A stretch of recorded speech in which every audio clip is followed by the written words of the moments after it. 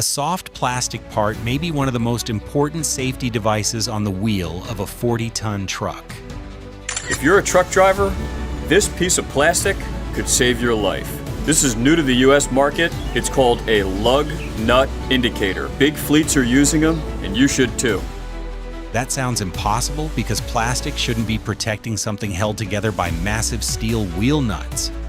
Those tiny yellow arrows aren't holding the wheel together at all.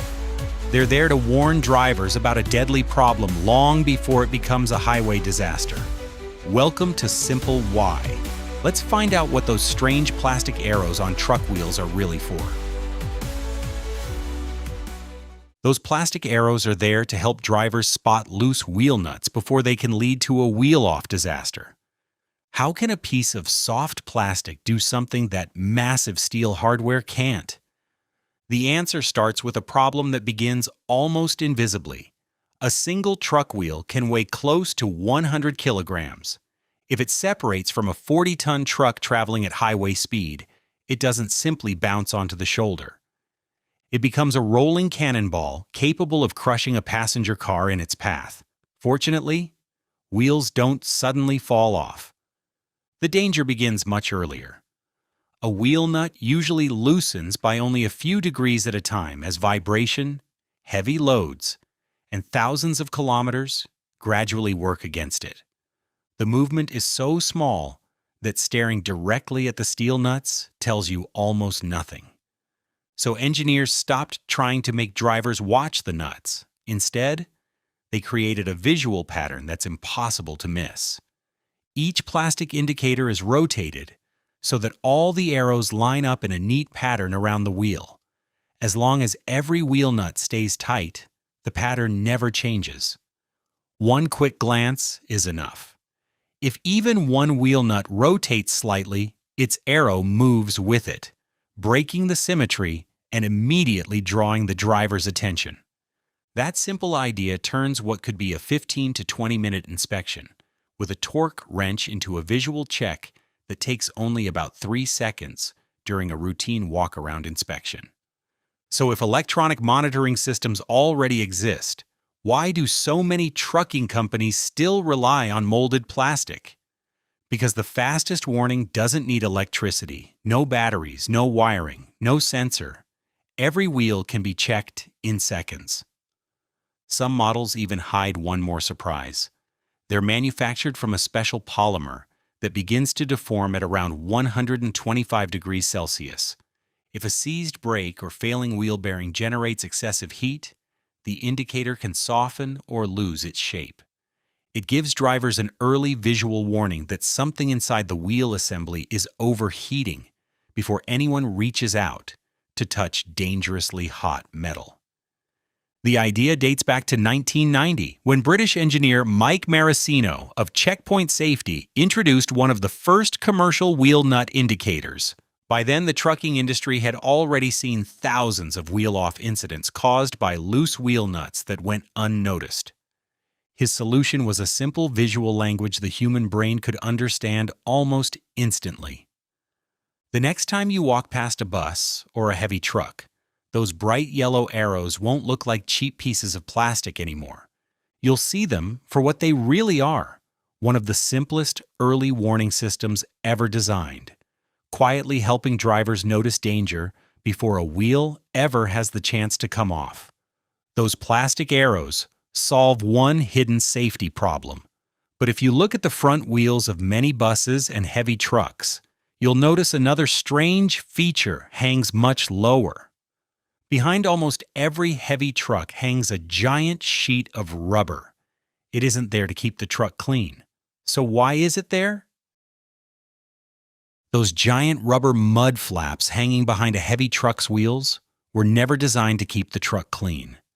They were designed to protect everyone driving behind it. That answer raises a bigger question. How can a simple sheet of flexible rubber protect other drivers from a machine weighing up to 80,000 pounds, or about 36 metric tons? The answer begins with the tires. A fully loaded tractor trailer typically travels at 65 to 70 miles per hour. At that speed, each tire spins roughly 500 times every minute, giving trapped debris hundreds of chances to be thrown backward. The first danger isn't gravel, it's water. Heavy truck tires are wider and have deeper tread grooves than passenger car tires. Those grooves don't simply push water aside, they shred it into millions of tiny droplets and throw them high into the air behind the truck. Within seconds, the spray can dramatically reduce visibility for every driver following behind. That's why many countries require commercial trucks to use splash and spray suppression devices. Mud flaps hang only a few inches above the pavement because that's exactly where the spray leaves the tire. If they were mounted higher, much of the water and debris would simply escape underneath. Water isn't the only threat. Construction sites and gravel roads often leave small stones trapped inside the tread. As the tire spins hundreds of times every minute, those stones are squeezed until one suddenly breaks free. So why not replace the rubber flap with a steel plate? Because steel would simply bounce the rock back into traffic. The flap works not because it's hard, but because it's soft. Its thick rubber bends on impact, absorbing much of the stone's energy before it falls harmlessly back to the road. The same flexibility allows the flap to survive millions of impacts without cracking like plastic or denting like metal. It also explains why the flap hangs freely. Every bump shakes off dried mud before it builds up. Engineers eventually discovered another problem. A large flat mud flap behaves like a small parachute, creating aerodynamic drag. Instead of removing it, they redesigned it. Many modern mud flaps now use rows of slots or honeycomb-shaped openings. At first glance, drilling holes into a safety device seems completely backward, but air has very little inertia, so it flows through the openings easily. Water droplets and flying gravel are much heavier, so they continue moving almost straight ahead and strike the rubber instead of following the airflow. The result is lower aerodynamic drag without sacrificing protection. Even this clever design has one weakness. If a truck reverses too close to a curb or a pile of rocks, the flexible flap can become trapped beneath the tire and tear itself apart. That's why drivers on construction sites sometimes hook the flap upward before backing into rough terrain.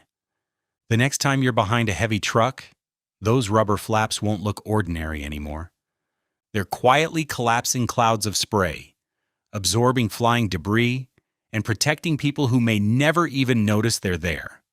Sometimes the simplest piece of rubber on an 80,000-pound machine isn't protecting the truck at all. It's protecting everyone behind it. The next time you walk past a heavy truck, you'll notice two ordinary-looking safety devices very differently. One quietly warns drivers that a wheel nut has started to loosen. The other quietly shields everyone behind an 80,000-pound truck.